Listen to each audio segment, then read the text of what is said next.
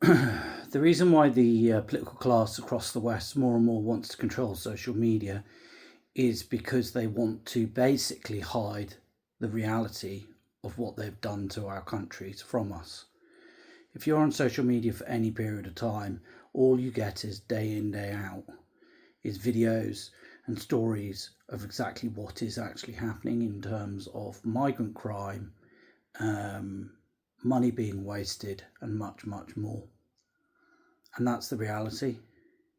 It is always an effort to try and manage the truth because they know deep down that they're starting to lose control of the narrative. I'm not just talking about the emergence of parties like Reform or anyone else.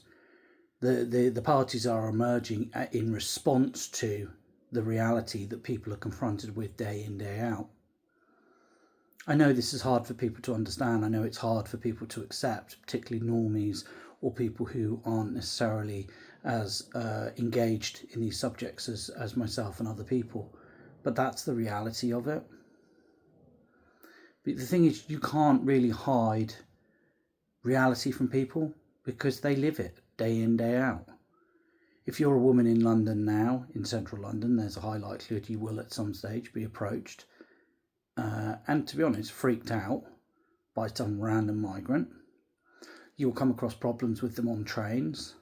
If you live in spots like Bournemouth or anything else, you have to live day in, day out with the outcome of having so many of these people in your town. But more broadly, even away from migrants, the political class can't hide the reality of the fact that we're deteriorating, we're rotting at the moment, physically, socially, culturally, and most definitely politically. One only has to walk around this country to observe it. I mean, look at the state of this country now. So shutting down social media, restricting it, not letting us share certain things, that's not going to stop people's opinions changing. The way to change people's opinions of exactly the way the country is to change how the country is. But I'm seeing little to no real planning, particularly from Labour, to demonstrate they're willing to do that.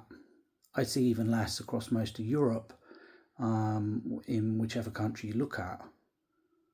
I mean, Germany right now is a complete catastrophe. It makes Britain look stable, normal, and in a good place. But the German response from the response from the German political class is to kind of live in denial over it.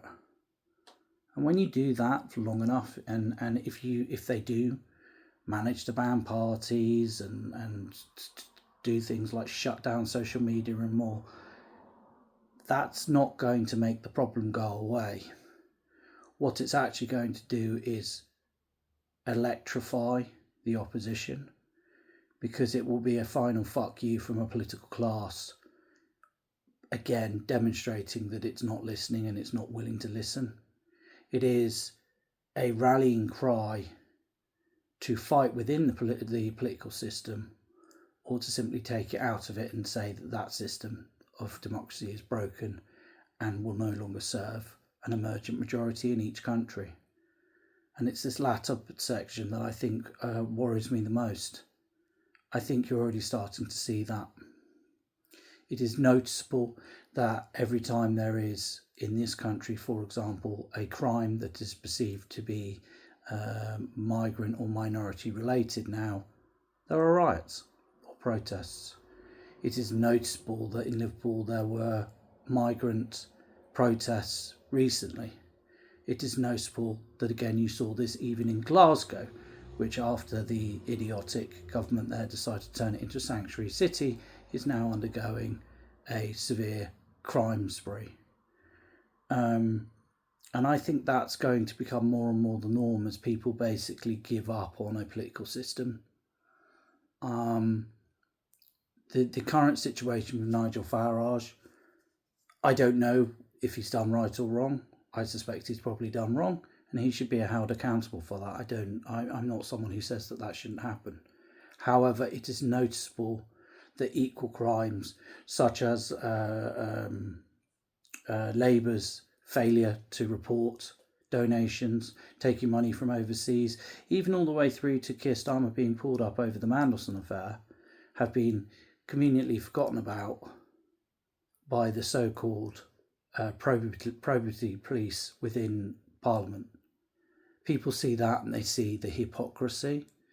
And again, I think that feeds into this narrative of a system that is now corrupt, broken, and is simply going to do whatever it can to sustain itself.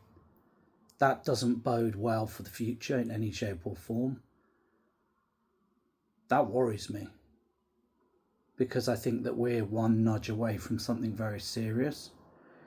And I think that people underestimate what then happens, because currently politicians are trying to, on the right particularly, are trying to demonstrate they are listening over certain subjects whilst maintaining a mainstream view.